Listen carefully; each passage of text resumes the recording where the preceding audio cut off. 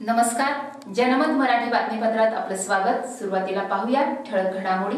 अकोले तालुक्यातील मयत सोनालीचा 6 महिन्यानंतर मृत्यूची होणार उकल, आरोपी होणार जेरबंद। पोलिसांनी पाठवलेला समरी रिपोर्ट रद्द होऊन पुन्हा अकोले पोलीस स्टेशनमध्ये गुन्हा दाखल करण्यासाठी सादर।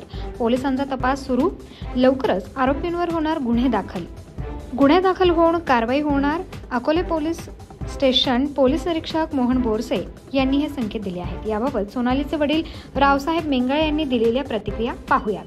मी रावसाहेब अमर मेंगळ, राहणार डोकरी, तालुका अकोले, जिल्हा अहिल्यानगर। माझी मुलगी सोनाली रावसाहेब मेंगळ सकाळी माझी मुलगी 6/1/2025 रोजी माझी मुलगी पेपर देण्यासाठी संत ज्ञानेश्वर विद्यालय ढोकरी येथे गेलेली होती। ती दुपार नंतर 1 वाजता घरी आली होती। त्यावेळी आम्ही सर्व घरीच होतो। त्यानंतर ती अभ्यासाला बसली तर आम्ही तिला विचारलं, तुला शाळेत करण्यासाठी यायचंय का? तर ती म्हणली, नाही, मला अभ्यास करावा लागेल। त्याच्यानंतर आम्ही शाळेत आणण्यासाठी रानात निघून गेलो। त्याच्यानंतर ती कधी बेपत्ता झाली त्याचा टाइम सांगता येणार नाही। त्यानंतर आम्ही संध्याकाळी 6 वाजता घरी आलो। तर 6 वाजता घरी आलो तर आमच्या घराचा दरवाजा उघडाच होता। तिथे जिथे अभ्यास करत होते तिथे पुस्तक दप्तर तिथंच पडलेलं होतं, मोबाईल तिथंच पडलेला होता, तिची चप्पल पण घरीच होती। आम्ही 7:30 वाजता मोबाईल बघितला तर त्या मोबाईल वरती मेसेज मध्ये नंबर आलेला होता, सुशील शांताराम पत्रे याचा नंबर घोषित झाला। त्यानंतर आम्ही सुशीलच्या वडिलांना फोन केला तर आम्ही त्यांना विचारलं, असा नंबर आलेला आहे। तर ते माझ्या घरी आले। सुशीलचे आई व वडील दोघेही घरी आले माझ्या। शांताराम किसन पत्रे तसेच बिजलाबाई शांताराम पत्रे हे दोघेही घरी आले। विजय मेंगळ व सुशील मेंगळ पण घेऊन आले। तर माझ्या घरी आल्यानंतर विजयनं माझ्या घरात दमबाजी करत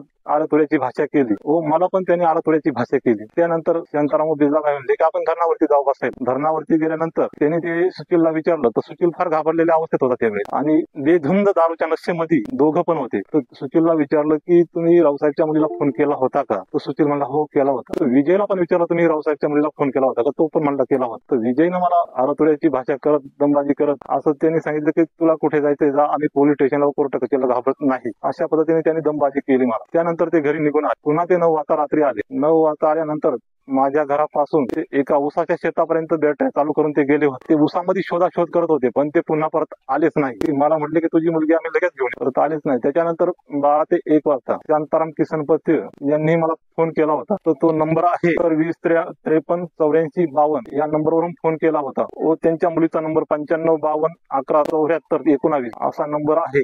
त्यानंतर 1:30 ते 2च्या सुमारास एका घनदाट जंगलाच्या दिशेने जाताना बॅटरी व मोबाईलची लाईट दिसत होती। एका घनदाट जंगलामध्ये फार बॅटरी चमकत होत्या असे शेतकऱ्यांनी आजूबाजूला पाणी भरत होते शेतकऱ्यांनी बघितलं होतं। त्याच्यानंतर त्यांना ते तिथून खाली येताना पण बघितलं काही लोकांनी, पण या गुंडांसमोर यायला कोणी तयार नाही अशी परिस्थिती आहे। त्यानंतर 3:30 ते 4 वाजता माझा घराचा दरवाजा ठोकत होते व कडी वाजत होते। त्यानंतर आम्ही दरवाजा उघडला। बिजलाबाई शांताराम पत्रे सुशीलची आई होती। दरवाजा उघडल्यानंतर ती घरामध्ये आले तर आमच्या जवळ येऊन बसली। तर ती काहीच बोलेना, ती एवढी घाबरलेल्या अवस्थेत होती।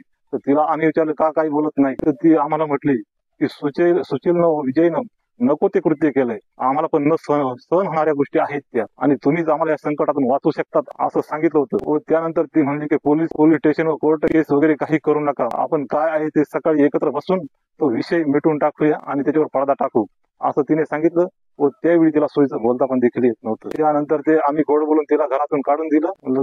आम्ही पण घाबरलो असं बोलल्यानंतर आम्ही तिला गोड बोलून घरातून काढून दिलं। मग ते बाहेर कोणी असेल ते आम्हाला काही माहित नव्हतं, तर मग ते निघून गेले। त्याच्यानंतर सकाळी मी माझ्या बंधूंना फोन केला की रात्री विजयनं आणि सुशीलनं आळतोड्याची भाषा केली व आपली सोनाली रात्रभर घरी आली नाही। अशा पद्धतीने मी माझ्या बंधूंना सांगितलं। बंधू म्हणे मी आलो लगेच। तर त्यावेळेस आम्ही लवकरच उठून सोनालीची शोधाशोध करण्यासाठी गेलेलो होतो। तर बंधू घरी आल्यानंतर बंधूचा आवाज रडल्यासारखा आला होता। बंधू आम्हाला म्हटलं की तुम्ही लगेच घरी निघून या। तर आम्ही घरी निघून आलो।